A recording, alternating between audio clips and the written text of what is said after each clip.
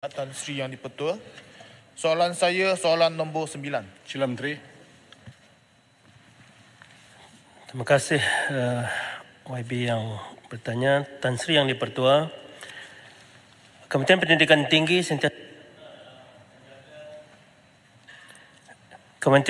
Tinggi sentiasa cakna dalam menjaga kualiti penerbitan oleh setiap universiti dan institusi pendidikan tinggi di bawah seliaan KPT. Dalam hal ini, pihak universiti diminta untuk memastikan setiap artikel yang diterbitkan dalam jurnal adalah yang berimpak tinggi dan diindeks oleh badan antarabangsa seperti Web of Science dengan izin, WOS dan Scopus. Secara umumnya, dalam memastikan jurnal akademik yang diterbitkan oleh universiti mempunyai kualiti dan kredibiliti, jawatankuasa khas telah dibentuk oleh kementerian melalui Jabatan Pendidikan Tinggi yang diketuai oleh pakar-pakar bidang dari universiti-universiti yang ada. Jawatankuasa ini bertujuan untuk mengkaji trend penerbitan dalam jurnal pemangsa dan penarikan balik artikel di semua universiti awam yang dilihat lebih bersifat profit based dengan izin yang telah menyebabkan negara menghabiskan jutaan ringgit untuk pembayaran kepada penerbit dan kurang menekankan aspek kualiti dan mempunyai kriteria penilaian yang lemah. Jawatankuasa ini juga akan mencadangkan beberapa usul bagi penambahbaikan untuk mengekang penerbitan dalam jurnal pemangsa seperti perkongsian senarai jurnal pemangsa dan pengunjuran semula kriteria dalam Malaysia Research Assessment ataupun dengan ringkasnya MyRA 2.0. Selain itu, pihak JPT juga telah mengeluarkan surat berkeliling yang bertarikh 13 Julai 2023 bagi melarang penggunaan dana kerajaan untuk tujuan pembayaran kepada penerbit tertentu.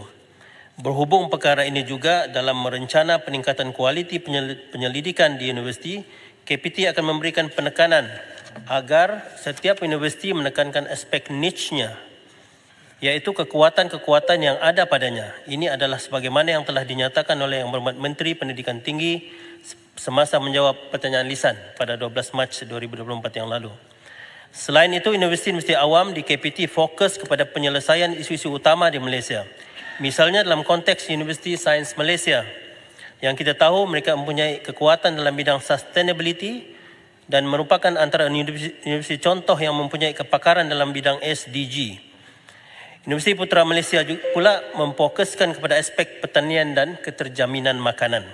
Maka inilah penekanan-penekanan yang akan kita berikan mengikut fokus kekuatan yang ada pada setiap IPT kita di Malaysia agar dapat menjamin kualiti penyelidikan. Okey, sekian, terima kasih. Sila Bakri. Terima kasih Yang Berhormat Tan Sri Yang di-Pertua dan terima kasih kepada Menteri atas jawapan yang panjang lebar tadi. Yang Berhormat Tan Sri, menurut satu laporan pada 15 Disember yang lalu, kadar penarikan balik jurnal penyelidikan di Malaysia merupakan yang ke-6 tinggi. Maknanya kadar penarikan balik ini sangat tinggi. Jadi apakah sebab yang menyebabkan keadaan ini berlaku? Adakah disebabkan suasana akademik, iaitu yang selama ini menjadi satu pertikaian, iaitu otonomi akademik dan kebebasan akademik adalah di bawah satu kekangan. Jadi, adakah ini salah satu punca daripada berlakunya fenomena ini? Dan jika ya, apakah strategi pihak kementerian untuk membetulkan keadaan ini? Sila Menteri.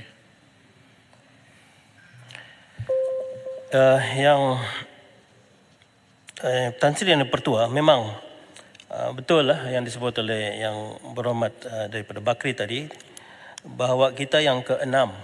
Tetapi dari segi statistik, hanya 17.2 daripada 10,000 artikel yang ada di Malaysia ini yang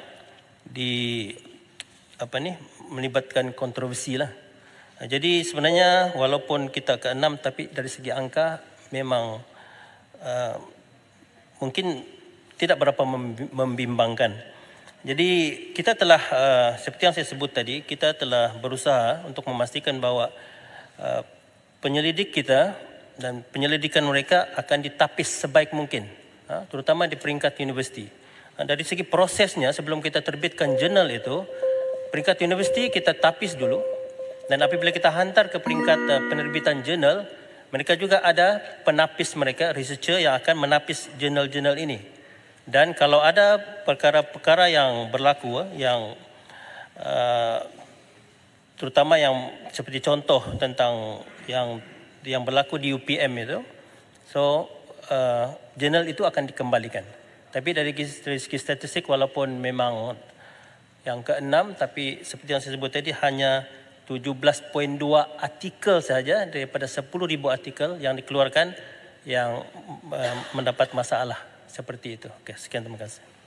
Sila bersama. Kuala Krai. Kuala Krai, sorry, Kuala Krai. Terima kasih Tan Sri Yang di-Pertua.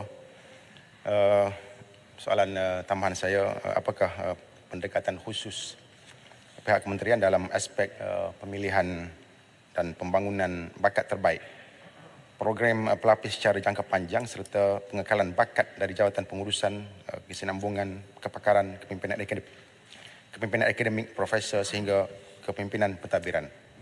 Bagi elemen pengantarabangsa, apakah usaha agensi kelayakan Malaysia MQA dalam menonjolkan kualiti IPT Malaysia di luar negara bagi menyokong serta mengiktiraf sumbangan IPT kepada negara dan masyarakat secara menyeluruh dengan dilengkapi ekosistem dan budaya akademik berasaskan kecemerlangan, dan apakah kerajaan telah merancang untuk meningkatkan syarat yang lebih ketat kepada penerbit jurnal di Malaysia dari aspek lantikan kepakaran pemeriksaan manuskrip yang terkuasa dalam jurnal berhubung technicality data dalam pada masa yang sama menggalakkan lebih banyak penerbitan jurnal daripada golongan akademik. Terima kasih, Tan Sri. Sila Menteri. Agak panjang soalan. Ini Tan Sri kata satu saja. Ini tak berapa. Tapi saya fikir kita sebenarnya di peringkat KPT berusaha untuk memastikan penerbitan jurnal kita ini memang berkualiti. Tapi mungkin ada yang terlepas, yang yang bermasalah, dan itu kita akan cuba perbaiki. Tapi kita telah membangunkan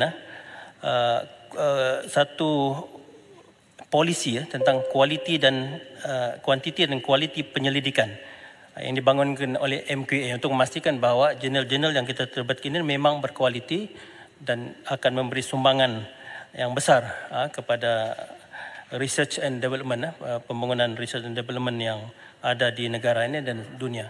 Untuk soalan-soalan yang lain itu, kita akan buat soalan jawapan secara bertulis. Mohon maaf sebab banyak, tapi isu itu penting. Terima kasih kepada YB yang prihatin tentang isu-isu di KPT ini. Okay, terima kasih. Baik, terima kasih. Seterusnya saya menyebut Tuan Muhammad Hasniza.